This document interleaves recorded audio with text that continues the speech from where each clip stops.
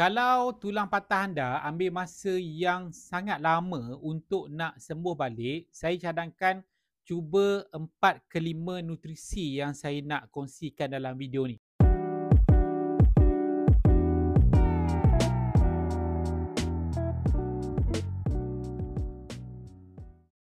Jadi kalau anda first time tengok video ni, saya nak minta anda untuk klik butang subscribe dan komen saya dah subscribe. Okey, anda patah sebab apa? Mungkin anda ataupun anak ataupun family member yang patah tu sebab apa? Mungkin kemalangan kan, ataupun mungkin jatuh kat rumah kan, boleh komen dekat bawah kan.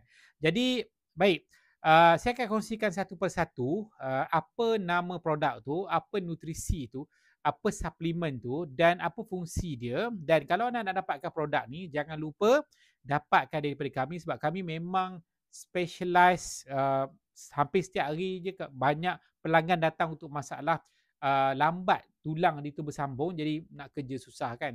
So boleh dapatkan dekat link di bahagian description.